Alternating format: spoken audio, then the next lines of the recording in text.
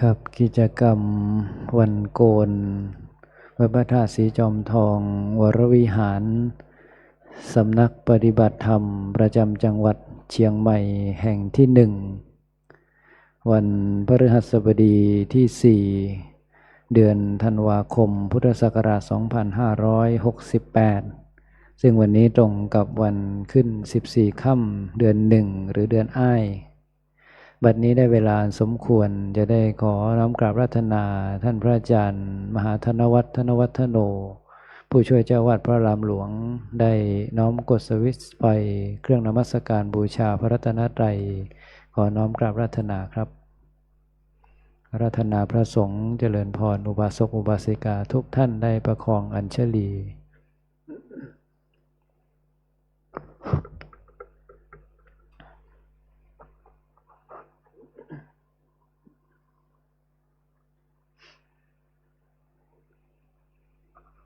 ครับเจริญพรเรียนเชิญท่านแม่ชีพรบวีเนียมสุวรรณได้เป็นตัวแทนกดสวิตช์ไฟเครื่องทองน้อยเฉพาะเครื่องล่างเพื่อบูชาพระเดชพระคุณหลวงปู่พระพรหมมงคล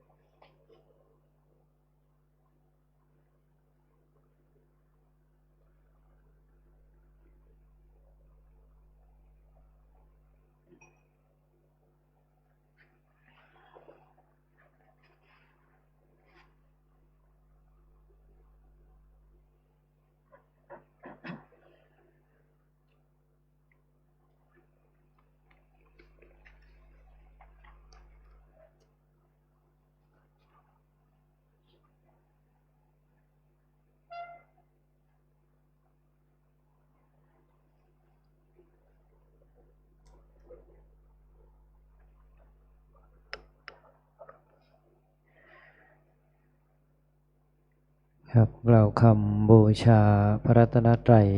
โดยความพร้อมเพรียงกันนะครับหิมินาสกาเรนะตังพุทธังอภิปูชยามะอิมินาสกาเรนะตังธัมมังอภิปูชยามะอิมินาสกาเรนะตังสังฆังอภิปูชยามะอะระหังสัมมาสัมพุทโธภควาพุทธังภควันตังอภิวาเทมิสุขโตภควตาธัมโมธัมมังนัมสสามิสุปฏิปันโนภควโตสาวกสังโฆสังฆังนามามิหันธรรมยังพุทธัสสะภควโตบุพภาคณมกาดังกโดมะเสนะโมตัสสะภควโตอะระหะโตสัมมาสัมพุทธัสสะนะโมตัสสะภควโตอะระหะโตสัมมาสัมพุทธัสสะนะโมตัสสะภะคะวะโตอะระหะโตสัมมาสัมพุทธัสสะหันธรรมยังพุทธานุสตินะยังกโดมาเสอิติปิโสภะคะวะอะระหังสัมมาสัมพุทโธวิชชาจารณะสัมปันโนสุขโตโลกวิทูอนุตตโรบุริสธรรมสารถิสัทธาเทวมนุษย์สานังพุทโธภควาติ กายเยนวาจายวเจตสาวาพุทเทกุกัมมังปะกตังมยายังพุทโธปฏิคันหตัวจยันตังกาลันตะเรสังวริตุงวะพุทเทหันธรรมยังธรรมานุสตินยังกโดมาเสสวาคาโตภะคะวะตาธัมโมสันทิติโกอากาลิโกเอหิปัสสิโกโอปัญญิโกปัจจตังเวทิตาโพวิญโยหิติกายเยนวาจายวเจตสาวาธัมเมกุกัมมังปะกตังมยายังธัมโมปฏิคันหตัวจยันตังกาลันตะเรสังวริตุงวะธัมเมหันธรรมยังสังขานุสตินยังกโดมาเสสุปฏิปันโนภะคะวะโตสาวกสังโฆอุชุปฏิปันโนภะคะวะโตสาวกสังโฆญาญาปฏิปันโนภะคะวะโตสาวกสังโฆสามีจิปฏิปันโนภะคะวะโตสาวกสังโฆญาติทังจตาริบุริสายุคานิอัฏฐบุริสปุคลาเอสัมภะคะวะโตสาวกสังโฆอาหุนายโยปาหุนายโยทักขินายโยอัญชลิกาลนิโยอนุตตรังบุญญาเขตังโลกัสสาติกายเยนวาจายวเจตสาวาสังเคกุกัมมังปะกตังมยายังสังโฆปฏิคันหตัวจยันตังกาลันตะเรสังวริตุงวสังเคหันธรรมยังสิริมังคลมหาเทราภิทุติคาทายโยพนามเสสิริธาตามหาเทโรหิริโกสิริมังคโลมังคโลปายาเมทาวิมังคโลปายาเทสโกคารุธานิยาปาโมโคเสสาโนเสสนายโกโลกานุกรรมปิเมตายาสติปัฏฐานาธารโกสติมาอัปปมาโตจาตังนามัสสามิสัพพะทาติสิริมังคละสมณวิสุทธวงศ์โสภาสง่าองค์ทรงสิริมิวางวายสำรวมยืนเดินนั่งผู้พร้อมพรั่งด้วยละอายปัญญาขจรขจายชี้อุบายอันมงคลควรแก่ฐานะครูนำสิทธิรู้ทุกหมู่ชนชาวโลกต่างได้ยนต์สงเคราะห์ชนด้วยเมตตาผู้ทรงสติปัฏฐานตลอดกาลทุกเวลาทรงนามสติมาไม่ประมาทองค์อาจงาม ข้าขอนมัสการประดิษฐานในทุกยามเถระผู้ทรงนามว่าสิริมังคะโลครับก็เจริญพรเรียนเชิญท่านแม่ชีราศีอินทรวิชัยได้เป็นตัวแทนอุบาสกอุบาสิกาได้กดสวิตช์ไฟเทียนส่องธรรมที่ธรรมาสน์เพื่อจะได้อาราธนาองค์แสดงพระธรรมเทศนาขึ้นสู่ธรรมาสน์ขอเจริญพรเรียนเชิญครับ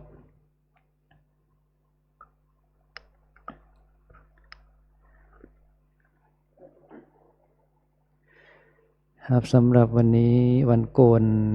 วันพฤหัสบดีที่ 4 เดือนธันวาคมพุทธศักราช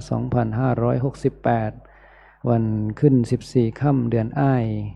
เราท่านทั้งหลายได้รับเมตตาจากท่านพระอาจารย์มหาธนวัฒน์ธนวัฒโนปริยนธรรม9ประโยคนาคหลวงผู้ช่วยเจ้าวาดพระลำหลวง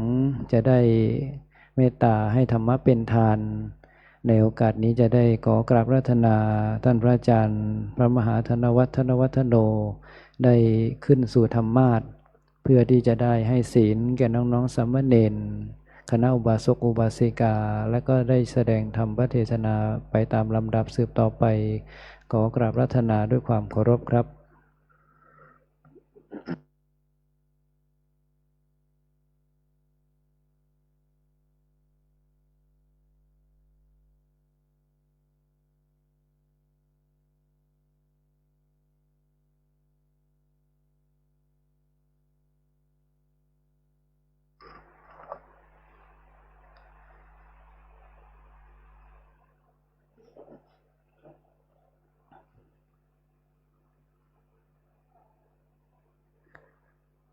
ครับนิมนต์คณะสามเณรได้นั่งอย่างเบื้องหน้าธรรมาสน์เพื่อจะได้สมาทานทัศศีลและจะได้สวดสาธยายสามเณรสิกขานิมนต์ครับ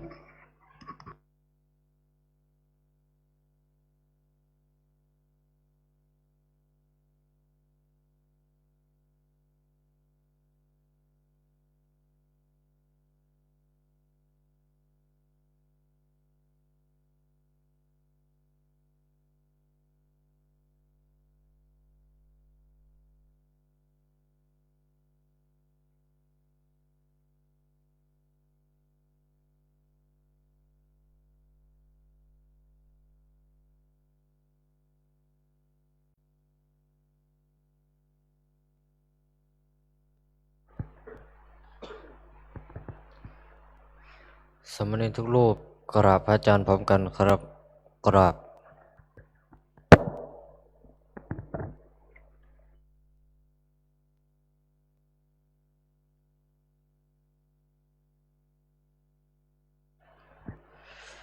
มยังพันเตสารนาสิลังยาจามะทุติยามปิมายังพันเตสารนาสิลังยาจามะตาติยามปิมายังพันเตสารนาสิลังยาจามะนะโมตัสสะภะคะวะโตอะระหะโตสัมมาสัมพุทธัสสะนะโมตัสสะภะคะวะโตอะระหะโตสัมมาสัมพุทธัสสะนะโมตัสสะภะคะวะโตอะระหะโตสัมมาสัมพุทธัสสะ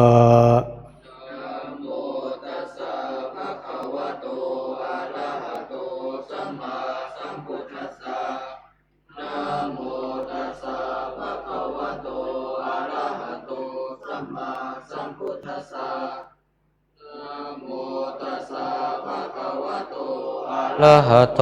สัมมาสัมพุทธัสสะยะมหังวะทามิตังวะเทธาอามาพันเตพุทธังสรณังคัจฉามิธัมมังสรณังคัจฉามิ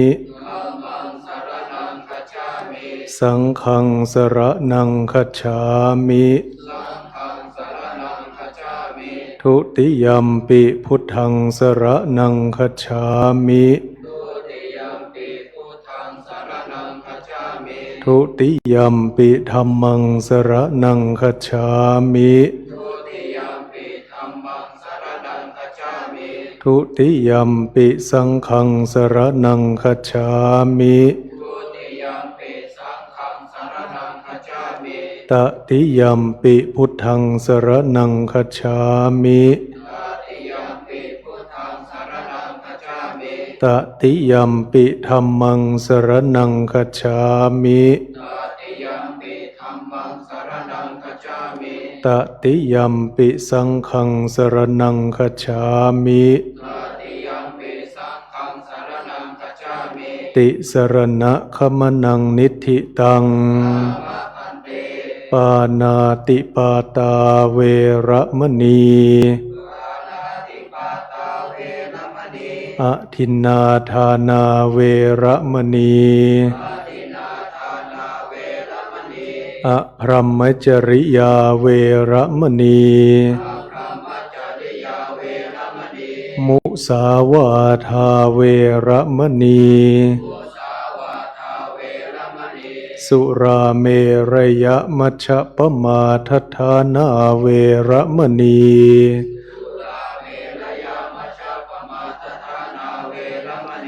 วิกาลโภชนาเวระมณีนัจจะขีตะวาทิตะวิสุกัทสนาเวระมณี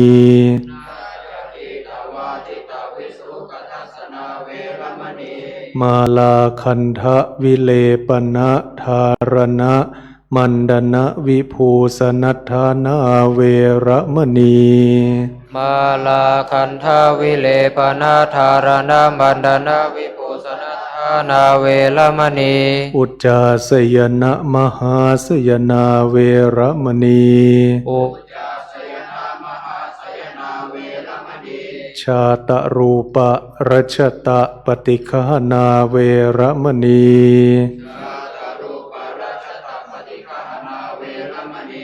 อิมานิทัสสะสิกขาปทานิสมาธิยามิ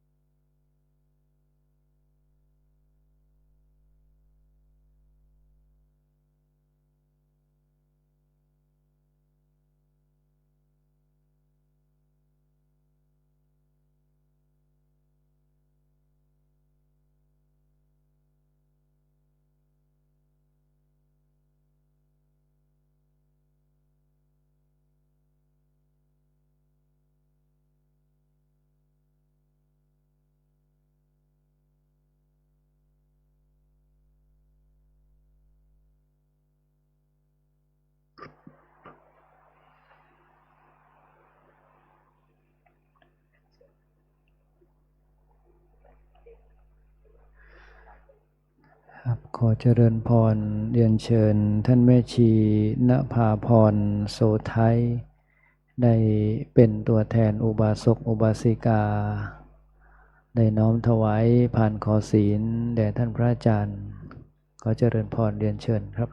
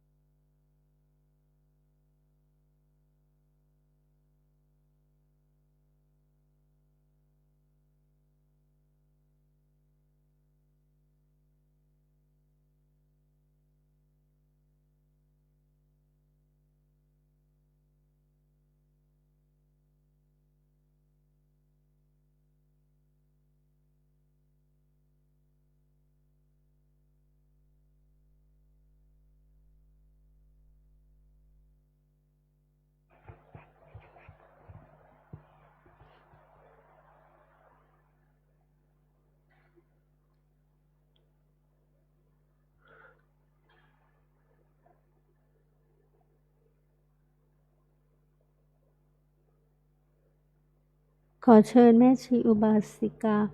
กราบพระอาจารย์พร้อมกันค่ะกราบกราบกราบอาราธนาศีลพร้อมกันนะคะ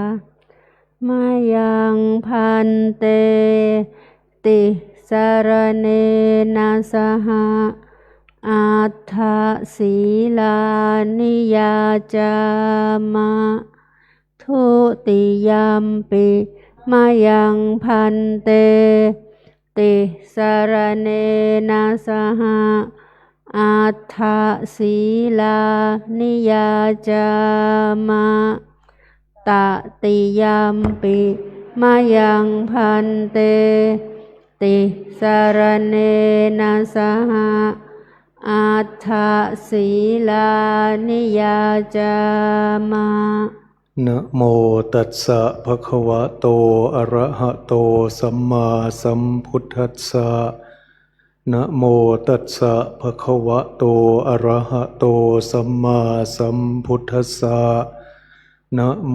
ตัสสะภะคะวะโตอะระหะโตสัมมาสัมพุทธัสสะนะโมตัสสะภะคะวะโตอะระหะโตสัมมาสัมพุทธัสสะนะโมตัสสะภะคะวะโตอะระหะโตสัมมา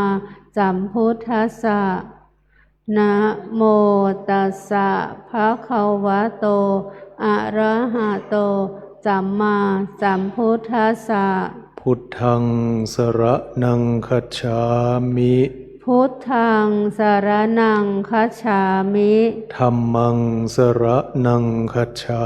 มิธัมมังสรณังคัจฉามิสังฆังสรณังคัจฉามิสังฆังสรณังคัจฉามิทุติยัมปิพุทธังสรณังคัจฉามิทุติยัมปิพุทธังสรณังคัจฉามิทุติยัมปิธัมมังสรณังคัจฉามิทุติยัมปิธัมมังสรณังคัจฉามิทุติยัมปิสังฆังสรณังคัจฉามิทุติยัมปิสังฆังสรณังคัจฉามิตติยัมปิพุทธังสรณังคัจฉามิตติยัมปิพุทธังสรณังคัจฉามิตติยัมปิธัมมังสรณังคัจฉามิตติยัมปิธัมมังสรณังคัจฉามิตติยัมปิสังฆังสรณังคัจฉามิต ตติยัมปิสังฆังสารนังคัจฉามิ ติสรณะขมนังนิทธิตัง อามะพันเต ปานาติปาตาเวระมณีสิกขาปะทังสมาธิยามิ ปานาติปาตาเวระมณีสิกขาปะทังสมาธิยามิ อทินนาทานาเวระมณีสิกขาปะทังสมาธิยามิ อาทินนาทานาเวระมณีสิกขาปะทังสมาธิยามิ อพรหมจริยาเวระมณีสิกขาปะทังสมาธิยามิ อะพรหมจริยาเวระมณีสิกขาปะทังสมาธิยามิ มุสาวาทาเวระมณีสิกขาปะทังสมาธิยามิ มุสาวาทาเวระมณีสิกขาปะทังสมาธิยามิ สุราเมรยมัชฌะปมาทัฏฐานาเวระมณีสิกขาปะทังสมาธิยามิ สุราเมรยมัชฌะปมาทฐานาเวระมณีสิกขาปะทังสมาธิยามิ วิกาลโภชนาเวระมณีสิกขาปะทังสมาธิยามิ วิกาลโภชนาเวระมณีสิกขาปะทังสมาธิยามิ นัจจะขีตะวาทิตะวิสุกทัสสนะมาลาคันทะวิเลปนะธารณะมันดนะวิภูสนัทธานาเวระมณีสิกขาปะทังสมาธิยามิ นัจจะคีตะวาทิตะวิสุกทัสสนะมาลาคันทะวิเรปนะธารณะมันดนะวิภูสนาฐานาเวระมณีสิกขาปะทังสมาธิยามิ อุจจาสยนะมหาสยนาเวระมณีสิกขาปะทังสมาธิยามิ อุจจาสยนะมหาสยนาเวระมณีสิกขาปะทังสมาธิยามิ อิมานิอัฏฐสิกขาปทานิสมาธิยามิ อิมานิอัฏฐสิกขาปทานิสมาธิยามิอิมานิอัฏฐสิกขาปทานิสมาธิยามิอิมานิอัฏฐสิกขาปทานิสมาธิยามิ อิมานิอัฏฐสิกขาปทานิสีเลนะสุขติงยันติสีเลนะโภคะสัมปทาสีเลนะนิพพุติงยันติตัดสมาสีลังวิโสทะเย สาธุสาธุสาธุกราบกราบกราบ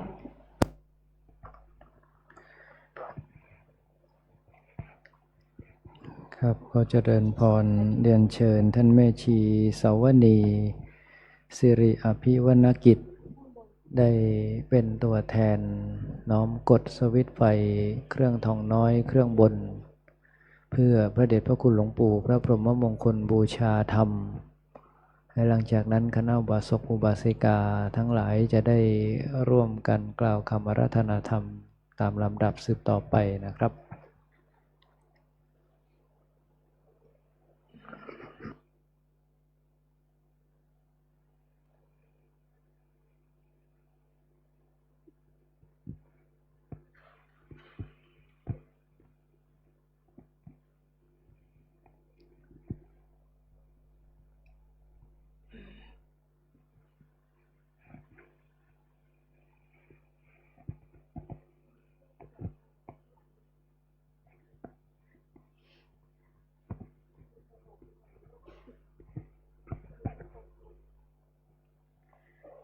อเชิญคณะแม่ชี อุบาสกอุบาสิกา อาราธนาธรรมพร้อมกันค่ะพระมาจาโลกาทิปติสหัมปติกัตตัญชลีอนาทิวรังอายาจถาสันติทัสสัตตาปราชกขชาติกาเทเสหิธัมมังอนุกัมปิมังปัจฉังท้าวสหัมบดีพรหมเป็นบรมในพรหมาทรงฤทธิ์ที่ศักดากว่าบริษัททุกหมู่พรหมน้อมหัดนามัสการประดิษฐานณที่สมควรแล้วจึงบังคมชุลีบาทพระศาสดาขอพรอันประเสริฐวรเลิศมโหฬารปวงสัตว์ในโลกากิเลสน้อยก็ยังมีขอองค์พระจอมปราดสู่ธรรมาสอันรู้จริงโปรดปวงประชานีท่านจงโปรดแสดงธรรมนิมนต์ท่านเจ้าค่ะผู้ปรีชาอันเลิศล้ำโปรดแสดงพระสัทธรรมเทศนาพระวาทีเพื่อให้สำเร็จผลแก่ปวงชนบรรดานี้ศพสุขเกษมศรีสมดังเจตนาเทินอาราธนังกโรมัง นะโมตัสสะภะคะวะโตอะระหะโตสัมมาสัมพุทธัสสะนะโมตัสสะภะคะวะโตอะระหะโตสัมมาสัมพุทธัสสะนะโมตัสสะภะคะวะโตอะระหะโตสัมมาสัมพุทธัสสะติทันเตนิพพุเตจาปิสเมจิตเตสมังพลังเจโตปสาทะเหตุมมหิสัตตาคัจฉันติสุขตินติอีณโอกาสบัดนี้ข้าพเจ้าขอนอบน้อม ต่อพระรัตนตรัยคือพระพุทธพระธรรมพระสงฆ์น้อมระลึกนึกถึงพระคุณพระเดชพระคุณพระพรหมมงคลหลวงปู่ทองสิริมังคลมหาเถระอดีตเจ้าอาวาสวัดพระธาตุศรีจอมทองวรวิหารขอโอกาสพระเถรานุเถระเจริญพรคณะแม่ชีอุบาสกอุบาสิกาสาธุชนในค่ำคืนนี้จะได้แสดงธรรมในบูชากถาว่าด้วยเรื่องของการบูชาเนื่องในวันโกนกิจกรรมประจำวันโกนของวัดพระธาตุศรีจอมทองวรวิหารก็คือการบูชาพระรัตนตรัยสมาทานทัศศีลอัฏฐศีลแล้วก็รับฟังพระธรรมเทศนาหลังจากนั้นก็จะได้ปฏิบัติธรรมแผ่เมตตาวันทาหลวงวันทาน้อยจึงเป็นเสร็จพิธีในค่ำคืนนี้อาตมาภาพจะได้ขอโอกาสเวลาสักเล็กน้อยเพื่อปรารภธรรมให้กับทุกรูปท่านได้สดับรับฟังขออาราธนาและเจริญพรเรียนเชิญนำมือลงนั่งฟังธรรมด้วยความเคารพในธรรมสามเณรก็งดการพูดคุยอันเป็นการรบกวนต่อครูบาอาจารย์พระภิกษุที่ท่านกำลังฟังธรรมหรือต่อเพื่อนสามเณรที่กำลังฟังธรรมหากเราไม่สะดวกเราก็ไม่ควรรบกวนผู้อื่นอันจะเป็นการก่อให้เกิดผลไม่ดีต่อเราพระเดชพระคุณหลวงปู่พระพรหมมงคลท่านจะละเอียดมากในเรื่องของการไปรบกวนหรือไปทำให้ผู้อื่นต้องเสียต้องสะดุดมีอยู่หลายครั้งหลายโอกาสเมื่อก่อนตอนที่พระเดชพระคุณหลวงปู่พักอยู่ที่กุฏิธรรมศาลาชั้นที่หนึ่งเดินออกมาจากนอกกุฏิแล้วอาตมาก็จำไม่ได้ว่าตอนนั้นลืมอะไรก็จะเดินกลับเข้าห้องหลวงปู่เพื่อไปเอาของอาตมาก็เดินลัดหน้าผู้ปฏิบัติธรรมเดินตัดหน้าผู้ปฏิบัติธรรมซึ่งกำลังเดินจงกรมอยู่พอหยิบของให้หลวงปู่เสร็จหลวงปู่ท่านก็ตำหนิเลยท่านก็ตำหนิว่าอาตมานี้ไปเดินตัดหน้าผู้ปฏิบัติธรรมคือเขากำลังเดินจงกรมอยู่จริงๆก็ไม่ถึงหรอกแต่ว่าเดินตัดหน้าเพื่อที่จะไปเอาของหลวงปู่บอกว่าให้ลูกเดินอ้อมต้องเดินอ้อมเขาอย่าไปเดินตัดหน้าเขาให้เดินอ้อมอาตมาก็ประพฤติปฏิบัติตามเวลาเจอผู้ปฏิบัติยกเว้นบางกรณีที่ไกลกันเกินไปแต่ถ้าอยู่ในระยะที่เราเดินอ้อมเราก็จะเดินอ้อมตามที่หลวงปู่ท่านบอกเวลาลูกศิษย์พักผ่อนจำวัดแล้วหลวงปู่ท่านจะลุกเข้าห้องน้ำทำธุระส่วนตัวท่านก็จะไม่รบกวนแม้กระทั่งเวลาลูกศิษย์จะพักผ่อนบางทีบางคนญาติโยมอาตมาก็เคยเป็นเวลาเรานอนนะพักผ่อนอยู่นี่นะสมมติว่าเวลาเราจะพักผ่อนสมัยก่อนตอนจะเรียนหนังสือเนี่ย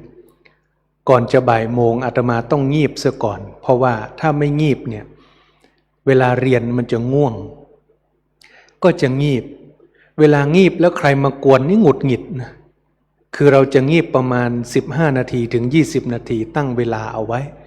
แล้วเวลาใครมากวนตอนที่เรากำลังงีบกำลังพักผ่อนเนี่ยเราจะหงุดหงิดบางทีสมัยก่อนตอนเป็นเด็กก็ลุกเตะก็มีนะโยมคือเป็นเนนเนาะบางทีเราทำไมมากวนเรากำลังจะพักอย่างนี้นะลุกไล่เตะกันตามภาษาเด็กโดยที่ไม่รู้เรื่องรู้ราวแต่หลวงปู่ท่านนี่ เวลาลูกศิษย์พักผ่อนจำวัดแล้วท่านจะเข้าห้องน้ำท่านจะไม่รบกวนท่านจะค่อยๆเดินไปไม่เปิดไฟด้วยนะไม่เปิดไฟแต่ว่าถ้ากุฏิหลังนี้หลวงพ่อเจ้าคุณท่านพระครูวิบูลย์เนี่ยท่านก็จะเอาไฟอัตโนมัติไฟอัตโนมัติก็คือเวลาเราเดินแล้วมันจะสว่างขึ้นมาทันทีติดเอาไว้ตามเส้นทางที่หลวงปู่ท่านจะเดินอันนี้ก็คือติดเพื่อเวลาเพราะรู้ว่าท่านเป็นคนเกรงใจท่านเป็นคนเคารพหลวงปู่ในท่านเป็นคนให้เกียรติกับทุกคนพระหนุ่มเนนน้อยอุบาสกอุบาสิกาญาติโยมท่านให้เกียรติหมดบางทีท่านจะไม่เรียกหรือแม้กระทั่งว่าบางครั้งรู้สึกตัวลูกศิษย์รู้สึกตัวตื่นขึ้นมาตื่นขึ้นจะรีบไปประคองท่านก็ตะมือหมายถึงว่าทำมือห้ามบอกว่าไม่ต้องให้นอนต่อไปท่านจะตะมือห้ามนอนต่อไปท่านจะเดินไปของท่านเองแต่ก็ด้วยความที่มันตื่นแล้วเนาะลูกศิษย์ตื่นแล้วก็จะนอนต่อโดยที่ครูบาอาจารย์ปล่อยครูบาอาจารย์ไปเข้าห้องน้ำเองเนี่ยเราก็ทำไม่ได้ก็ครูบาอาจารย์ตื่นเราก็ต้องตื่นหรือแม้แต่บางครั้งท่านตื่นหลวงปู่ท่านจำวัดประมาณไม่เกิน4 ชั่วโมงหรือบางทีบางครั้งก็ไม่ถึง4 ชั่วโมงก็มีอยู่ครั้งหนึ่งท่านจำวัดประมาณเที่ยงคืนแล้วก็ท่านตื่นตอนไหนไม่ทราบได้อาตมานั้นสะดุ้งตื่นเห็นหลวงปู่ท่านอ่านหนังสืออยู่บนเตียงไม่ได้เปิดไฟอย่างนี้นะท่านใช้ไฟส่องนาฬิกาไฟส่องนาฬิกาคือไฟดวงเล็กกระติดเดียวเนี่ยนะไฟส่องนาฬิกานะคือที่ประคตเอวหลวงปู่เนี่ยจะมีไฟส่องนาฬิกาที่อังสะของท่านจะมีนาฬิกาไขลานอยู่อันหนึ่งนาฬิกาไขลานเป็นนาฬิกาแบบโบราณมันไม่เหมือนนาฬิกาดิจิตอลไม่เหมือนนาฬิกายุคใหม่ที่มันจะมีไฟท่านจะต้องใช้ไฟอีกอันหนึ่งเล็กๆเนี่ยส่องนาฬิกาไขลานของท่านแล้วท่านใช้นาฬิกาส่องไฟนั้นอ่านหนังสืออยู่บนเตียงอาตมานี่สะดุ้งตื่นหันหน้ามาทางหลวงปู่แล้วรอบหนึ่งหันหน้านะนอนอยู่นะแต่เห็นว่าไฟดวงเล็กเนี่ยเปิดอยู่ก็หลับต่อ แทนที่จะตื่น หลับต่อแต่หลับต่อได้ไม่นานมันหลับไม่ลงเพราะสงสารครูบาอาจารย์หลวงปู่ท่านอ่านหนังสือแล้วท่านก็กลัวจะรบกวนลูกศิษย์ซึ่งกว่าจะได้จำวัดเนี่ยก็หลวงปู่ท่านจำวัดเที่ยงคืนอาตมากว่าจะได้จำวัดก็ตี 1ไปแล้วตอนนั้นอาตมายังไม่แน่ใจว่าเวลากี่โมงท่านก็คงจะเกรงใจคือใช้ไฟดวงเล็กส่องอ่านหนังสืออาตมาก็ทำใจไม่ได้ที่จะให้ครูบาอาจารย์อ่านหนังสืออันนี้ให้เห็นถึงความเกรงอกเกรงใจให้เห็นถึงความที่หลวงปู่ท่านไม่รบกวนผู้อื่นนี่คือลักษณะที่ท่านกระทำให้เป็นตัวอย่างอาตมาก็เลยตัดสินใจลุกขึ้นไปเปิดไฟเพราะเห็นหลวงปู่อ่านหนังสืออย่างนั้นแล้วก็รู้สึกไม่ดีจะจำวัดจะนอนต่อก็รู้สึกไม่ดีลุกขึ้นไปเปิดไฟปรากฏว่ากำลังตี 3หลวงปู่ท่านตื่นแล้วอาตมาเพิ่งได้จำวัดแค่ไม่ถึง2 ชั่วโมงดีหลวงปู่ก็เลยถามว่าหลวงปู่ก็อ่านหนังสือหลวงปู่ก็ถามว่ากี่โมงแล้วลูกอาตมาก็บอกว่าตี 3ครับโอ้ถ้าอย่างนั้นอาจารย์พักแถมน้อยเนาะพอเราเปิดไฟปุ๊บหลวงปู่ก็อาจารย์พักแถมน้อยเนาะท่านก็ดึงปิดหนังสือดึงผ้าเอนตัวลงแล้วก็ดึงผ้าแล้วก็จำวัดต่ออาตมาก็ลุกไปปิดไฟในความเป็นจริงแล้วหลวงปู่ท่านตื่นแล้วล่ะแต่ทำไมถึงจำวัดต่อก็เกรงใจ เกรงใจลูกศิษย์ที่นอนอยู่ข้างๆเนี่ยเปิดไฟเพราะห้องเดียวกันไปพักที่บ้านโยมเปิดไฟอยู่ห้องเดียวกันถ้าอาจารย์ตื่นลูกศิษย์ไม่ตื่นก็กระไรอยู่ท่านก็เลยต้องจำวัดผ่านไปอีก1 ชั่วโมงตี 4ท่านก็ตื่นในความเป็นจริงอาตมาก็ไม่รู้ว่าท่านหลับจริงหรือเปล่านะแต่อาตมาเนี่ย1 ชั่วโมงก็เก็บเกี่ยวนะโยมเก็บเกี่ยวก็คือหลับได้ก็หลับเพราะว่าตอนเช้ายังมีงานอีกเยอะเวลาจำวัดเนี่ยก็มีเท่านั้นแหละเพราะตามครูบาอาจารย์ไปงานต่างๆครูบาอาจารย์ท่านไม่เหนื่อยอาตมาก็เคยถาม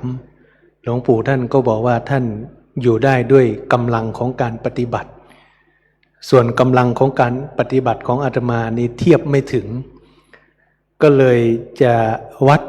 เอากำลังภายในมาวัดกันเนี้ยย่อมสู้ไม่ได้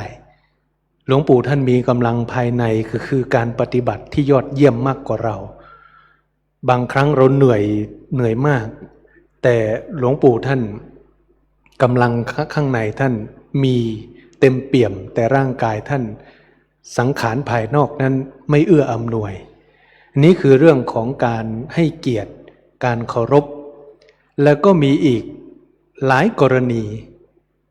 ที่พระเดชพระคุณหลวงปู่ท่านให้เกียรตินอกจากเรื่องการไม่รบกวนให้เกียรตินี่เป็นสิ่งที่สัมผัสมาโดยตลอดมีอยู่วันหนึ่งหลวงปู่ให้ท่านพระครูพิจิตรสรคุณพิสารสรคุณหลวงพี่พระครูเจริญโทรหาอาตมาถามว่าลูกโรงเรียนนี่มีห้องว่างก่ออาตมาก็บอกว่าหลวงปู่จะใจทำมาอย่างครับถ้าถามว่ามีว่างก็ว่างเป็นบางเวลาบางห้องก็ไม่ได้ใช้เพราะบางห้องเรียนบ่ายบางห้องเรียนเช้าบางห้องเรียนค่ำหลวงปู่จะใจทำมาอย่างครับหลวงปู่ก็บอกว่าอาจารย์จะให้เขามาเรียนตัวเมืองคือจะให้คนมาเรียนอักษรล้านนาให้คนมาเรียนมาสอนอักษรล้านนาอักขระตัวเมืองจะถามหลวงปู่ท่านพูดเป็นกำเมืองนะอาจารย์ก็เลยจะถามลูกว่ามีห้องว่างก่ออาตมาก็ถามเวลาปรากฏว่าเป็นตอนเช้าอาตมาก็บอกว่าว่างครับจะมีหลวงปู่ก็บอกว่าจะมีคนมาเรียนประมาณ20 คนขอลูกช่วยจัดเตรียมโต๊ะสถานที่อะไรให้หน่อยอาตมาก็รับปากและอาตมาก็ก่อนจะวางสายเนี่ยอาตมาก็บอกว่าหลวงปู่ครับหลวงปู่เป็นเจ้าอาวาสหลวงปู่สั่งลูกได้เลยหลวงปู่บ่ต้องขออนุญาตเพราะว่าท่านโทรมาขออนุญาตใช้สถานที่โรงเรียนอาตมาก็เลยทิ้งท้ายตอนท้ายว่าหลวงปู่เป็นเจ้าอาวาสเจ้าอาวาสนี่มีอำนาจเบ็ดเสร็จเป็นนิติบุคคลคือในวัดเนี่ยถ้าเจ้าอาวาสไม่ให้ใครอยู่ก็ต้องไปนะเพราะเจ้าอาวาสสามารถให้ออกได้คือเจ้าอาวาสไม่ให้ใครอยู่ก็ต้องออกอย่างนี้เจ้าอาวาสมีสิทธิ์เจ้าอาวาสสั่งอะไรก็ต้องเป็นไปอย่างนั้นคือด้วยหน้าที่ของด้วยกฎของเจ้าอาวาสหลวงปู่ตอบกลับมาอาตมาก็น้ำตาไหลคือคำพูดไม่ได้มีอะไรพิสดารนะโยมคำพูดก็ธรรมดานั่นแหละหลวงปู่บอกว่าบ่ได้ลูกอาจารย์ให้ลูกเป็นอาจารย์ใหญ่แล้วอาจารย์ต้องขออนุญาตลูกก่อนอาตมาก็น้ำตาไหลว่าโอ้หลวงปู่เปิ้ลทำไมถึงให้เกียรติขนาดนั้นเนาะอาตมาคิดในใจเนาะคิดในใจว่าหลวงปู่ไม่ต้องขนาดนั้นก็ได้นะในความเป็นจริงแต่ท่านเลือกที่จะให้เกียรติไม่ทำโดยข้ามหน้าข้ามตาในความเป็นจริงคือเจ้าอาวาสเนี่ยจะสั่งยังไงก็ได้จะเอาโต๊ะกี่ตัวเอาห้องกี่ห้องเอาปิดโรงเรียนก็สั่งได้นะถ้าจะทำนะหมายถึงโรงเรียนในวัดนะโยมเพราะท่านคือเจ้าอาวาสท่านจะสั่งยังไงก็ได้แต่ท่านเลือกที่จะให้เกียรติให้ความเคารพ คือท่านมอบหมายให้อาตมาเป็นณตอนนั้นนะทำหน้าที่เป็นอาจารย์ใหญ่เวลาท่านจะใช้อะไรในตรงพื้นที่ตรงนั้นท่านก็ยังขออนุญาตก่อนอาตมารู้หลวงปู่นี่สุดแต่เนาะอาตมาคือน้ำตาไหลไม่ใช่เสียใจหรืออะไรนะคือมันปลื้มปิติยินดีมันไม่รู้จะบอกว่าจะปลื้มหรือจะเรียกว่าอะไรคือรู้สึกว่าครูบาอาจารย์นี่ละเอียดสุดยอดจริงๆในเรื่องของการให้เกียรติให้ความเคารพไม่รบกวนไม่ทำอะไรในสิ่งที่จะเป็นการให้เกิดความขุ่นเคืองใจต่อผู้อื่นคือมีความเกรงอกเกรงใจผู้อื่นเป็นสำคัญอันนี้ก็เป็นสิ่งที่หลวงปู่ท่านประพฤติปฏิบัติจริงๆเรื่องของหลวงปู่ก็มีเยอะแยะมากมายอาตมาเชื่อว่าหลายท่านที่ได้สัมผัสกับพระเดชพระคุณหลวงปู่มายาวนานกว่าอาตมาก็ย่อมมีความรู้สึกหรือจำบรรยากาศที่หลวงปู่ท่านมีต่อเราได้ไม่มากก็น้อยในแต่ละคนจะมีประสบการณ์แตกต่างกันไปทุกคนก็รักครูบาอาจารย์เหมือนกันเพราะว่าได้สัมผัสจากครูบาอาจารย์มาเป็นอย่างนั้นอันนี้ก็เล่าให้กับสามเณรคนรุ่นใหม่หรือคนที่ไม่ทันได้ยินได้ฟังมาสืบเนื่องกับตัวบาลีที่อาตมาได้ยกเป็นบทเทศนาอาตมาจะพูดถึงเรื่องการบูชาก็คือว่าเดือนธันวาคมนี้เป็นเดือนที่คณะสงฆ์วัดพระธาตุศรีจอมทองคณะศิษยานุศิษย์หลวงปู่ย้อนไปเมื่อเกือบ6 ปีที่แล้วในวันที่12เข้าสู่วันที่13ธันวาคมเราได้สูญเสียครูบาอาจารย์ผู้เป็นที่รักที่เคารพผู้เป็นที่พึ่งจากเราไปในส่วนของร่างกายสังขารของท่านก็เราจัดงานครบรอบเรียกว่าวันกตัญญูบูรพาจารย์ครบรอบวันละสังขารปีนี้ก็จะเข้าสู่ปีที่6เป็นการบูชาพระเดชพระคุณหลวงปู่เมื่อตอนที่หลวงปู่ละสังขารใหม่ๆในช่วงจัดงานบำเพ็ญกุศลอาตมาก็ได้ทำหน้าที่เป็นพิธีกรก็ใช้คำศัพท์ว่าบำเพ็ญกุศลอุทิศแด่พระเดชพระคุณหลวงปู่ก็ใช้คำว่าอุทิศแด่มีพระเถระอาตมาจำไม่ได้แล้วว่าเป็นรูปไหนพระเถระท่านทักท้วงบอกว่าเปลี่ยนจากการอุทิศให้เป็นคำว่าบูชาท่านบอกอย่างนั้นนะอาตมาก็เลยเปลี่ยนตั้งแต่บัดนั้นจนกระทั่งถึงบัดนี้ก็ทุกวันอาทิตย์เราก็จะใช้คำว่าบำเพ็ญกุศลบูชาไม่ได้ใช้คำว่าอุทิศท่านอาจารย์รูปนั้นท่านบอกว่าไม่ต้องอุทิศให้หลวงปู่แล้วบุญท่านเยอะมากกว่าเราท่านบอกก็อย่างนั้นนะบุญหลวงปู่เยอะกว่าเราเยอะเลยบูชาท่านเหมือนกับที่เมื่อพระสัมมาสัมพุทธเจ้าผู้มีพระคุณอันประเสริฐสูงสุดเสด็จดับขันธปรินิพพานการจัดงานบำเพ็ญกุศลเมื่อพระพุทธเจ้าปรินิพพานนั้นไม่เรียกว่าอุทิศแด่พระพุทธเจ้าเรียกว่าบูชาสักการะบูชาเอาสรีระของพระพุทธเจ้านั้นเป็นเหตุในการสั่งสมคุณงามความดีท่านก็ให้เหตุผลของหลวงปู่เช่นเดียวกันว่าหลวงปู่ก็เป็นพระเถระที่บำเพ็ญคุณงามความดีมาโดยตลอดชีวิตแล้วท่านละสังขารไปดังนั้นก็เปลี่ยนจากอุทิศให้เป็นบูชา ก็เลยใช้คำว่าบูชามาตลอดนั้นการบูชาพระสัมมาสัมพุทธเจ้าก็ดีการบูชาพระเดชพระคุณหลวงปู่ก็ดีท้าวสักกะเทวราชเนี่ยท่านได้กล่าวเอาไว้เมื่อคราวที่มีคนไปบูชาพระสัมมาสัมพุทธเจ้าตอนนั้นพระองค์เสด็จดับขันธปรินิพพานไปแล้วก็คือพูดภาษาชาวบ้านคือพระพุทธเจ้าตายไปแล้วก็มีอุบาสิกาชาวเมืองราชคฤห์นำเอาดอกบวบ4 ดอกกำลังจะเดินทางไปบูชาพระสถูปเจดีย์ของพระพุทธเจ้าแต่ไปยังไม่ทันถึงถูกแม่โคขวิด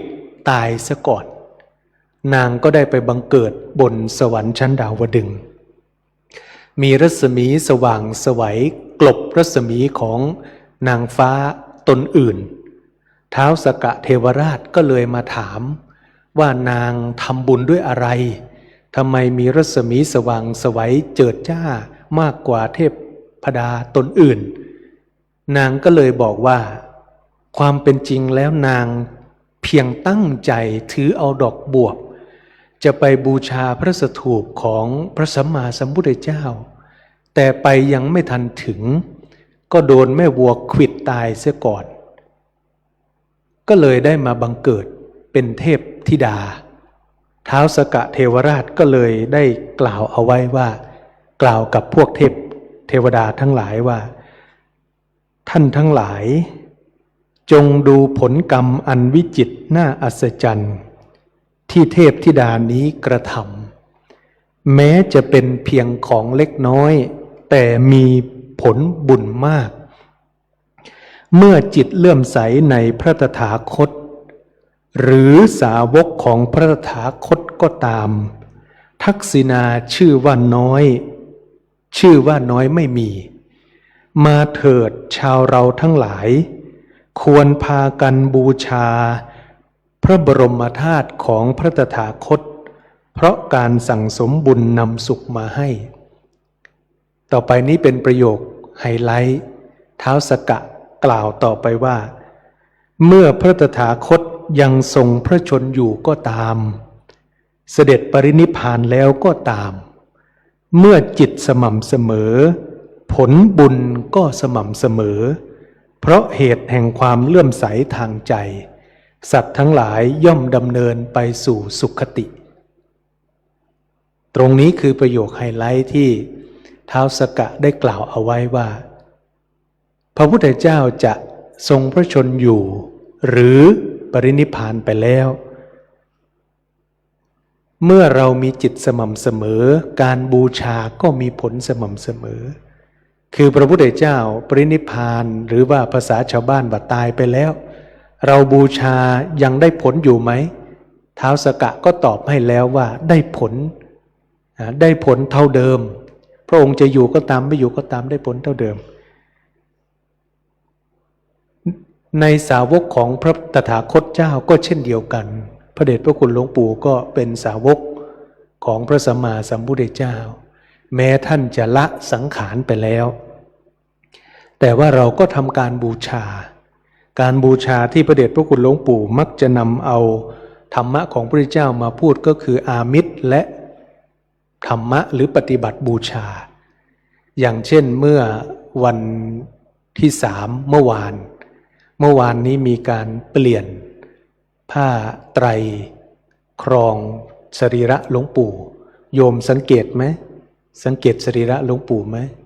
ผ้าที่คลุมสรีระหลวงปู่นี่เปลี่ยนไปนะปีที่แล้วเป็นผ้าอะไรโยมเป็นผ้าแพรโยมรู้จักอยู่แล้วเป็นผ้าแพรปีนี้หนาวหลวงพ่อท่านเจ้าคุณอยากบูชาหลวงปู่ด้วยผ้าห่มเนี่ยเป็นผ้าห่มนะผ้าห่มที่หลวงปู่ท่านเคยใช้เป็นผ้าห่มชนิดที่ท่านเคยใช้แต่ไม่รู้จะเป็นผืนเดียวกันหรือเปล่าก็ไม่แน่ใจแต่เป็นชนิดเดียวกันที่ท่านเคยใช้เป็นการบูชาอย่างหนึ่ง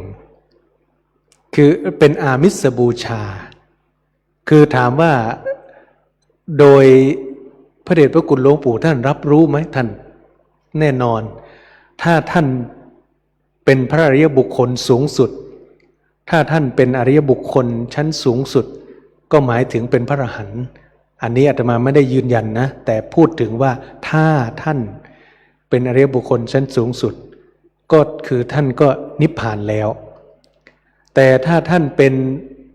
พระอริยบุคคลรองลงมาท่านก็อยู่ในสุคติภพจะเป็นชั้น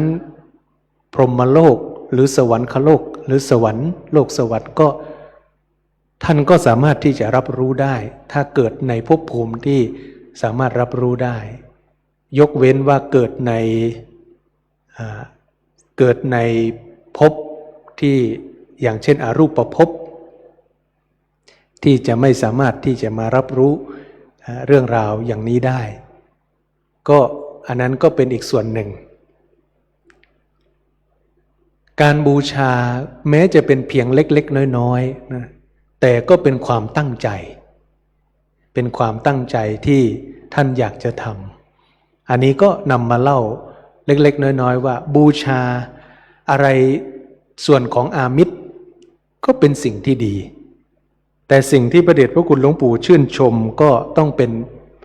ปฏิบัติบูชาหรือว่าธรรมบูชา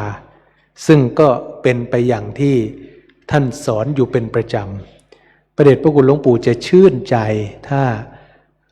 ลูกศิษย์ได้พากันประพฤติปฏิบัติการทำงานพระศาสนาท่านก็อนุโมทนาชื่นชมเราก็มีโอกาสก็ปฏิบัติการปฏิบัติก็คือการทำในหน้าที่ของตนให้ถูกต้องชอบธรรมหลายคนจะมีความกังวลว่าได้รับหน้าที่ตรงนี้แล้วไม่มีโอกาสได้เดินจงกรมนั่งสมาธิเหมือนกับคนอื่นๆเพราะไม่มีเวลาเหมือนกับคนอื่นๆบางคนก็เกิดอาการวิตกกังวลเกิดอาการน้อยใจก็นำเรื่องไปเรียนถามหลวงปู่ว่าตนเองไม่ได้มีโอกาสจะได้เดินจงกรมนั่งสมาธิเหมือนกับคนนั้นคนนี้ลูกจะทำอย่างไรดีหลวงปู่ท่านก็บอกว่าลูกก็ปฏิบัติธรรมในหน้าที่คือหน้าที่ที่เรากำลังทำอยู่นั้นทำให้มันเป็นการปฏิบัติธรรมหน้าที่อะไรก็ตามอาตมารู้สึกว่าประโยคนี้ก็เป็นสิ่งที่ทำให้อาตมาได้ปฏิบัติธรรมไปในตัวการต้องมารับผิดชอบต้องมาทำหน้าที่อะไรมันมีบททดสอบมันมีความท้าทายมันมีอุปสรรคมันมีปัญหามันมีเรื่องราวที่ให้เราต้องแก้ตลอดและในระหว่างที่เรื่องราวมันเกิดขึ้นเราก็จะมาคำนึงถึงใจของเราว่าใจของเรานี้จะปฏิบัติต่อสิ่งนั้นอย่างถูกต้องชอบธรรมอย่างไรมันถึงจะเป็นการปฏิบัติธรรมไปในตัวแต่ถ้าปัญหาอุปสรรคเรื่องราวต่างๆที่เกิดขึ้นมาปุ๊บเราใจของเราก็หงุดหงิดงุ่นง่านปล่อยใจไปตามอารมณ์อย่างเดียวก็ตรงนี้ก็เสียโอกาสในการปฏิบัติธรรมในหน้าที่บททดสอบอะไรต่างๆที่เกิดขึ้นปัญหาอุปสรรคอะไรที่เกิดขึ้นก็มาระลึกนึกถึงอาตมาก็จะนึกถึงตรงนี้ที่หลวงปู่ท่านได้บอกเอาไว้เราก็ถือโอกาสว่าตรงนี้ปฏิบัติให้เรื่องที่กำลังเกิดขึ้นในงานที่เรารับผิดชอบนี้เป็นไปอย่างถูกต้องชอบธรรมอันนี้ก็เลยได้โอกาสตรงนี้เพราะแต่ละสิ่งแต่ละอย่างนี้มันไม่ใช่ง่ายๆนะอาตมาเลยเข้าใจอาตมาเข้าใจในฐานะของเพราะว่าทำหน้าที่หลายอย่างที่ได้ทำก็เข้าใจในฐานะคนอุปถากก็เข้าใจว่าทำไมต้องเสียงดังอุปถากหลวงปู่เนี่ยบางครั้งนะทำไมต้องพูดรุนแรงแต่อาตมาพยายามจะไม่รุนแรงนะทำไมต้องเสียงดังเพราะบางคนพูดไม่รู้เรื่องนะพูดไม่รู้เรื่องพูดแล้วก็ไม่ฟังเราก็ต้องมีวิธีแ แต่พูดแรงก็มีไหมแรงในความคิดอาตมาเนี่ยมีแต่ว่าเขาจะรู้สึกอย่างไรก็คงอีกเรื่องหนึ่งแต่อาตมาก็ยอมรับว่าถ้ากรรมใดจะเกิดถ้าโยมใดจะผูกเวรผูกกรรมขอมาตกที่อาตมาพอแล้วเพราะว่าบางครั้งบางเหตุการณ์ก็เกินวิสัยที่จะพูดคุยแบบปกติก็อาจจะขึ้นเสียงบ้างเล็กน้อยแต่เจตนาไม่ได้มีความประสงค์จะพูดไม่ดีแต่ต้องเตือนต้องปรามไม่อย่างนั้นก็จะเละเทะเลอะเทอะกันไปหมดแต่ละคนอยากจะทำตามสิ่งที่ตัวเองต้องการก็จะกระทบครูบาอาจารย์ก็ต้องยอมตรงนี้นะผู้ที่ทำหน้าที่แต่ละหน้าที่ก็จะรู้ว่าปัญหาอุปสรรคของแต่ละคนเป็นอย่างไรการรับผิดชอบดูแลโรงเรียนหรือการทำหน้าที่ส่วนใดส่วนหนึ่งอย่างท่านแม่ชีหลายท่านก็มีหน้าที่แต่ละหน้าที่ย่อมมีปัญหาอุปสรรคของแต่ละคนออกไปก็อาตมาก็จะมานึกถึงว่าเราจะทำหน้าที่ของเราให้ถูกต้องชอบธรรมอย่างไรบางครั้งมันกระทบก็จำเป็นต้องกระทบแต่ถามใจตัวเองก่อนว่าเรากระทบเพราะใจเราอคติหรือเรากระทบเพื่อให้มันเกิดสิ่งที่ถูกต้องชอบธรรมอันนี้ต้องสำรวจใจตัวเองบ่อยๆเวลาประชุมคณะครูก็มีการถกเถียงมีการเห็นแย้งเห็นต่างแต่ไม่ได้โกรธเกลียดไม่ได้อาฆาตมาตร้ายแต่เป็นการพูดคุยกันตามความคิดตามเหตุผลที่มันควรจะเป็นอย่างนี้ก็คือเป็นไปเพื่อให้เกิดความถูกต้องชอบธรรมไม่มีการอาฆาตมาตร้ายเป็นการส่วนตัวประชุมเสร็จก็จบไม่มีการคิดเล็กคิดน้อยไม่มีการเกลียดขี้หน้ากันไม่มีแต่คนอื่นจะเกลียดอาตมาไม่รู้นะแต่ว่าส่วนตัวแล้วไม่มีก็ถือว่าตรงนี้ได้ปฏิบัติตามที่หลวงปู่ท่านสั่งว่าปฏิบัติธรรมในหน้าที่ก็ใช้จังหวะใช้โอกาสตรงนี้เป็นการประพฤติปฏิบัติธรรมเป็นการบูชาหลวงปู่ด้วยปฏิบัติบูชาด้วยการใช้ธรรมะของท่านที่ท่านสอนธรรมะพระพุทธเจ้าเป็นการมาบูชาท่านมีเวลาส่วนท่านที่มีเวลาเดินจงกรมนั่งสมาธิอันนี้ก็ต้องอนุโมทนาชื่นชมยินดีจะไปพูดไปตำหนิให้เกิดโทษแก่ตนนั้นก็อย่าทำเลยใครที่ท่านปฏิบัติก็เราก็อนุโมทนาชื่นชมยินดีส่วนเรามีหน้าที่อย่างไรเราก็ทำในส่วนของตรงนี้เพราะว่าวัดพระธาตุสีจอมทองนี้เป็นวัดใหญ่ไม่สามารถอยู่ได้ด้วยใครคนใดคนหนึ่งถ้าจุดใดจุดหนึ่งเกิดสะดุดมันสะดุดไปอีกหลายส่วนเลยเพราะว่าวัดพระธาตุของเราเป็นวัดใหญ่ต้องอาศัยทุกภาคส่วนต้องอาศัยฟันเฟืองทุกส่วนขับเคลื่อนไปด้วยกันถึงจะอยู่รอดครูบาอาจารย์ก็จะวัดที่ครูบาอาจารย์ได้ก่อตั้งเป็นสำนักปฏิบัติก็จะเป็นไปได้โดยตลอดเพราะทุกฟันเฟืองขับเคลื่อนตามหน้าที่ของตนแต่ถ้ามีฟันเฟืองใดเกิดสะดุดเกิดหักเกิดเสียหายไปก็จะส่งผลกระทบไม่มากก็น้อยต่อส่วนอื่นๆหรือดีไม่ดีก็ชะงักไปทั้งหมดต้องใช้เวลาซ่อมอีกอันนี้ก็จึงเป็นสิ่งที่อาตมาว่าการบูชาของพระเดชพระคุณหลวงปู่ที่เราควรจะบูชาก็เราอย่าลืมในการทำหน้าที่ของตนที่พระเดชพระคุณหลวงปู่ท่านได้มอบหมายหรือในส่วนปัจจุบันที่พระเถระท่านได้มอบหมายให้เราร่วมด้วยช่วยกันก็เป็นการปฏิบัติบูชาพระสัมมาสัมพุทธเจ้าด้วยบูชาพระเดชพระคุณหลวงปู่ด้วยส่วนประโยชน์ที่สุดแล้วถ้าเราปฏิบัติทุกอย่างเป็นธรรม สิ่งที่จะเกิดผลก็คือได้ประโยชน์กับตัวเราอาตมาก็คิดว่าการที่เรามีภูมิต้านทานมีภูมิคุ้มกันที่ดีก็ด้วยการที่เราพยายามไม่ได้หมายความว่าตัวเองดีเลิศนะโยมยกตัวเองเพราะว่าเอาประสบการณ์ของตัวเองมาเล่าก็เลยต้องยกตัวเองไม่ได้หมายความว่าอาตมาดีเลิศประเสริฐศรีกว่าเพื่อนไม่ใช่มีข้อบกพร่องผิดพลาดอีกแต่ว่าจากประสบการณ์ที่ผ่านมาเราก็จะพยายามทำให้ถูกต้องตามทำนองคลองธรรมถ้าเป็นหลวงปู่จะทำอย่างไรอันนี้ก็เป็นสิ่งที่พยายามคิดมาโดยตลอดแต่ละเรื่องถ้าเกิดขึ้นเป็นหลวงปู่จะทำอย่างไรอย่างสมัยก่อนนี้ก็เวลาเกิดเรื่องขึ้นในโรงเรียนก็บางทีก็จะมีคนมาฟ้องหลวงปู่ชิงมาฟ้องหลวงปู่ อาตมาก็ต้องชิงมาก่อนรู้เลยว่าถ้าเกิดเรื่องปุ๊บคนนี้หรือบุคคลนี้จะนำเอาเรื่องมาฟ้องหลวงปู่อาตมาก็ชิงมาก่อนเลยเพราะหลวงปู่จะได้รับรู้เรื่องราวตามความเป็นจริงอาตมาไม่ใส่สีตีไข่แน่นอน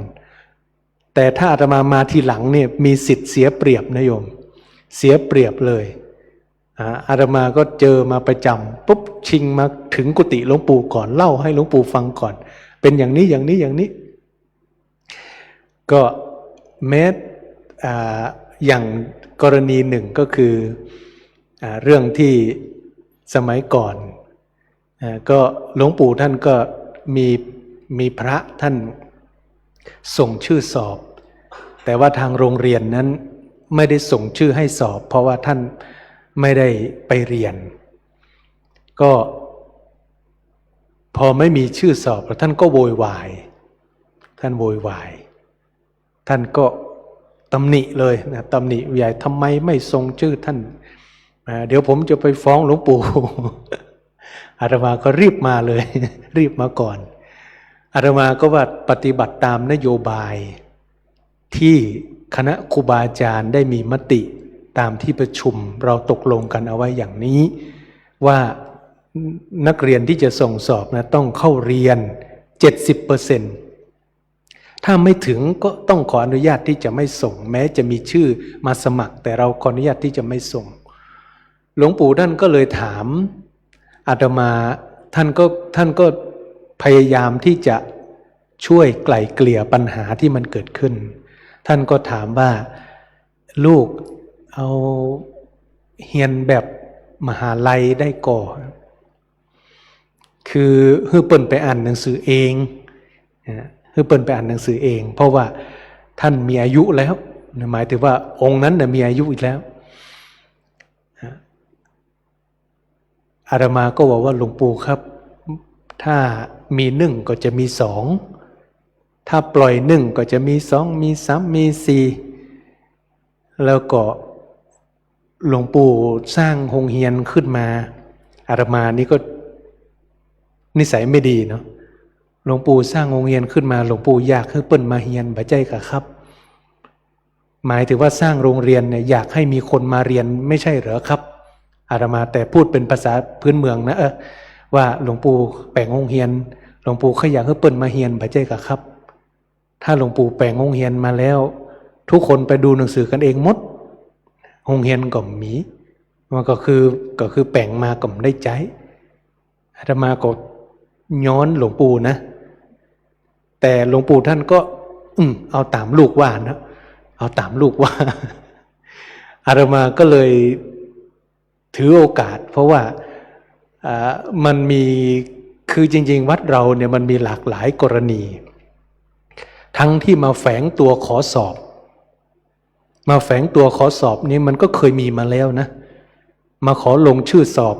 จากที่ไหนไม่รู้แหละมาขอสมัครสอบแล้วก็พอไปกรุงเทพก็ไปสร้างวีรกรรมจริงๆไม่ควรเรียกวีรกรรมวีระเนี่ยมันแปลว่ากล้าหาญแต่ไปสร้างสิ่งที่ไม่ดีเอาอย่างนี้นะไปทำเสียชื่อหมดแล้วเขาถามว่ามาจากที่ไหนวัดพระธาตุสยบตองอ้อยไผ่ฮับมันมาเนี่ยนะไผ่ฮับมันมาไอเราก็ไม่รู้เขามาขอลงชื่อสอบ เนี่ยมันก็เลยต้องป้องกันอันตรายหลายสิ่งหลายอย่างว่ามันมีกรณีที่มาขอลงชื่อไม่เคยมาเรียนเลยถึงเวลาจะไปสอบแล้วไปสร้างเรื่องที่ไม่ดีแล้วเวลาเสียมันเสียหมดนะเสียวัดพระธาตุสยมทองไอคนที่เขาตั้งใจไอคนที่เขาดีก็โดนพลอยเขาดูถูกไปด้วยอันนี้ก็มันมีหลายเหตุหลายประการแต่ว่าก็ทำให้มันสมควรที่ควรจะเป็นก็หลายสิ่งหลายอย่างก็ต้องเรียนปรึกษาท่านหลายสิ่งหลายอย่างก็หลวงปู่ท่านก็ไปเมตตาไม่ใช่ไม่เมตตาอย่างสมัยก่อนก็หลวงปู่ท่านจะให้ส่งสอบนักเรียนบาลีเนี่ยส่งสอบหมดทุกรูปเลยสมัยก่อนหลวงปู่ท่านถวายตัวเครื่องบินอยู่ไปสอบเนี่ยถวายตัวเครื่องบินเรียนหรือไม่เรียนก็ส่งสอบหมดถวายหมดหลวงปู่นะแต่ตอนนี้ไม่มีหลวงปู่แล้วไม่เอา ค่าตั๋วเครื่องบินมันแพงโยมถ้าไม่เรียนก็ไม่ส่งไม่เรียนก็ไม่ส่ง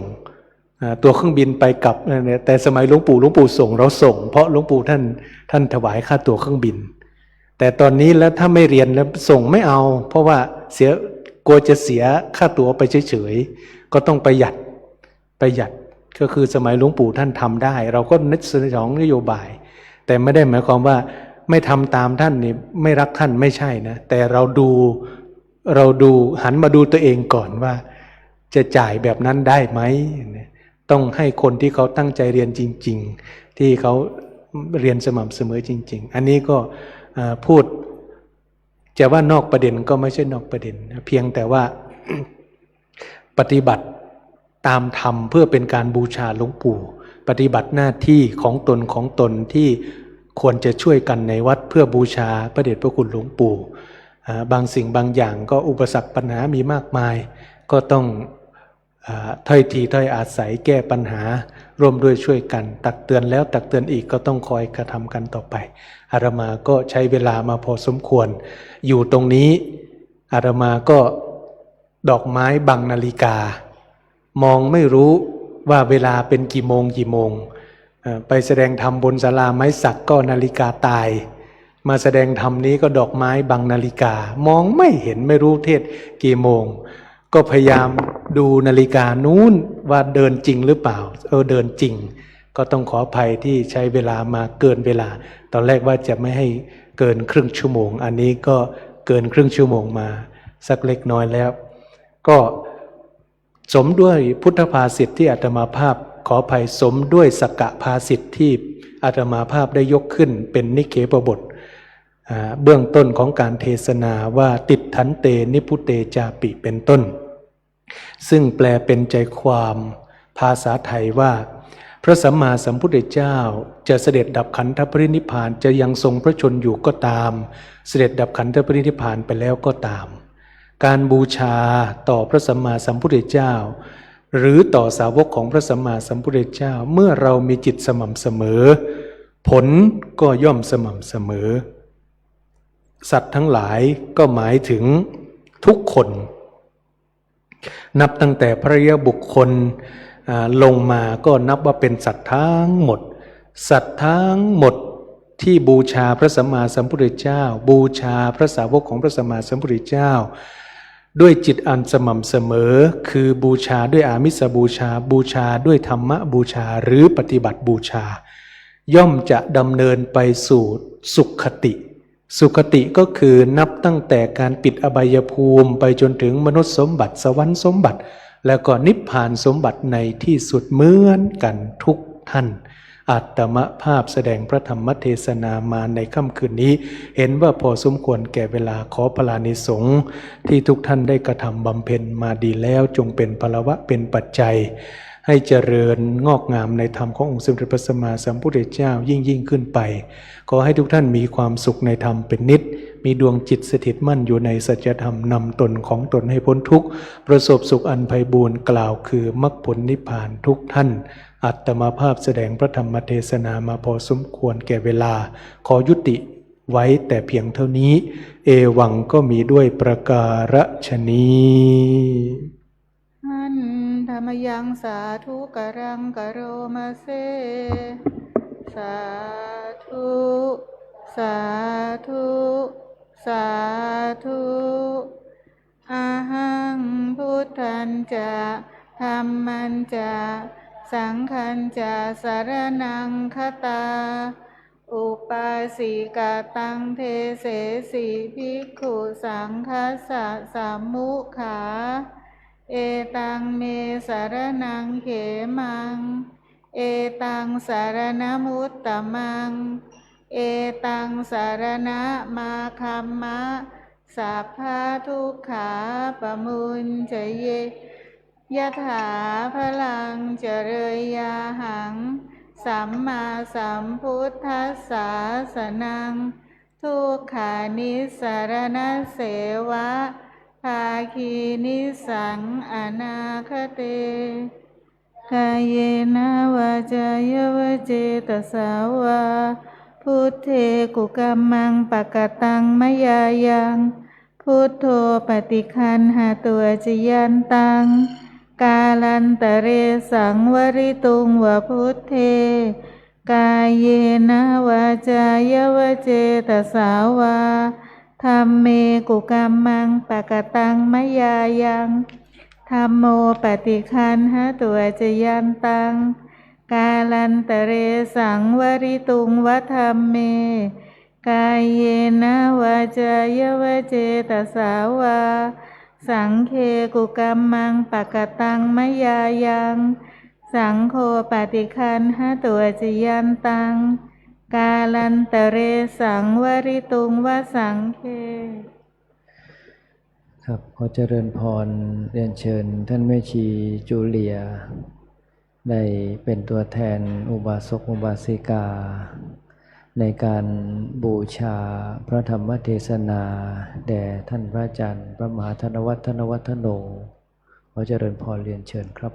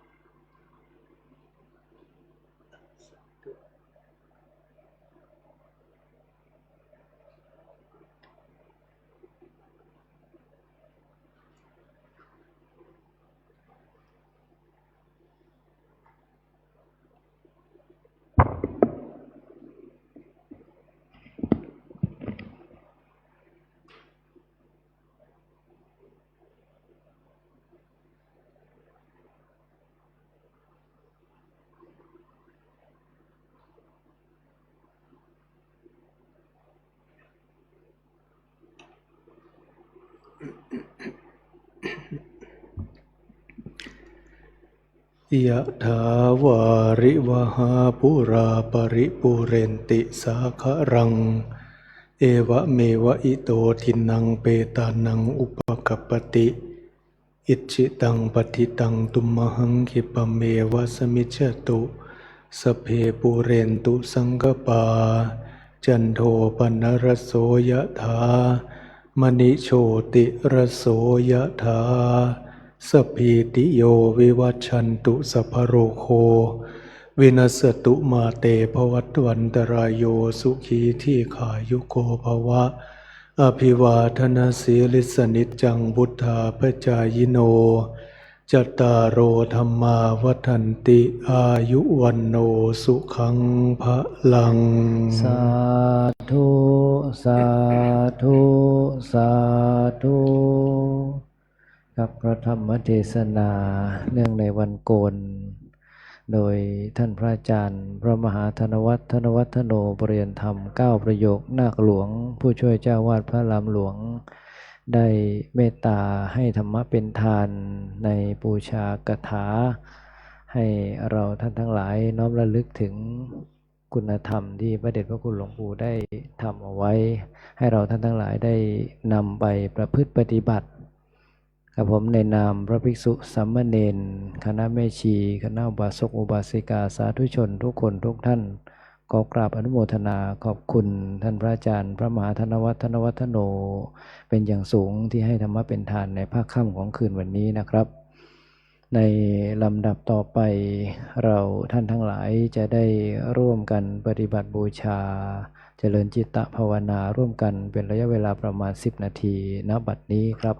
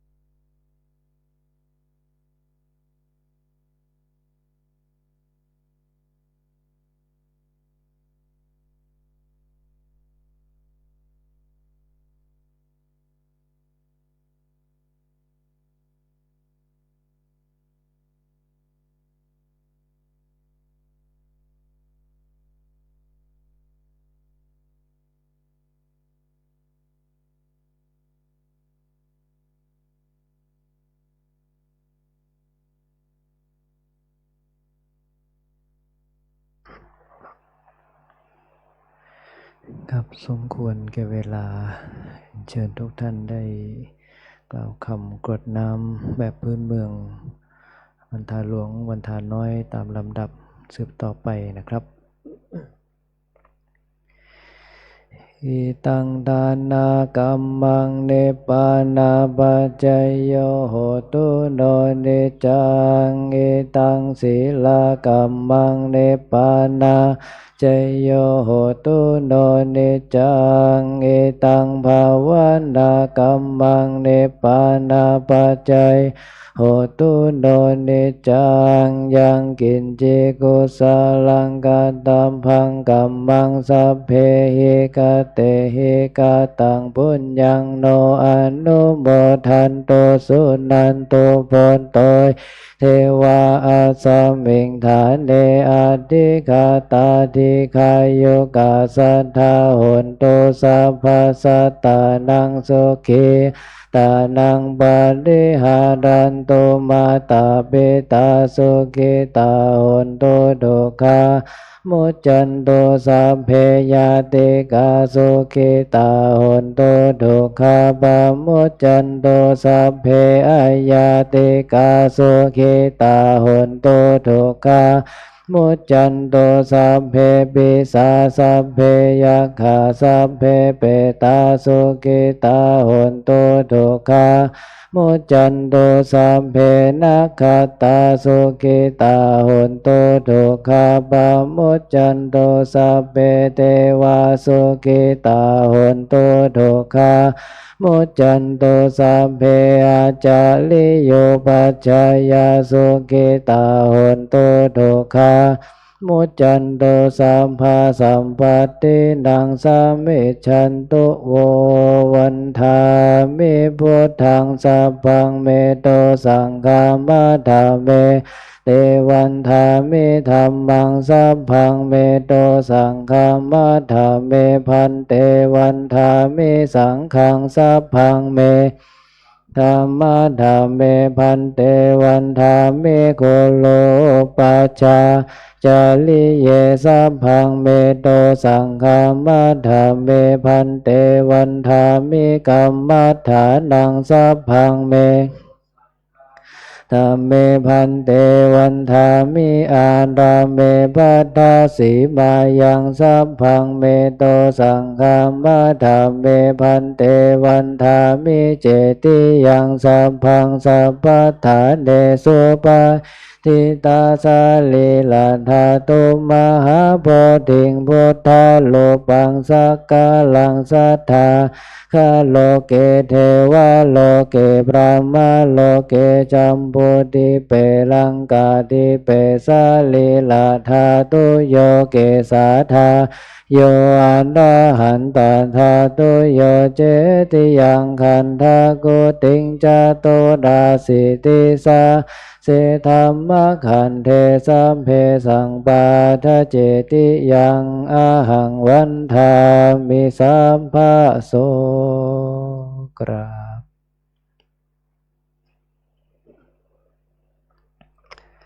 ครับหันหน้าไปทางสรีระสังขารพระเดชพระคุณหลวงปู่น้อมศีรษะลงกล่าวคำวันทาน้อยพร้อมกันนะครับวันทามิพันเตสัพพังอปาราทังคามัฏฐาเมพันเตมยากตังปุญญังสามินาอนุโมทิตาพังสามินากตังปุญญังไมหังทาตพังสาธุสาธุอนุโมทามิกรา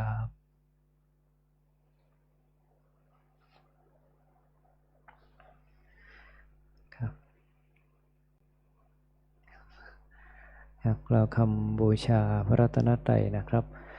อะระหังสัมมาสัมพุทโธภควาพุทธังภควันตังอภิวาเทมิสุขะโตภควตาธัมโมธัมมังนัมสสามิสุปฏิปันโนภควโตสาวกสังโฆสังฆังนามามิ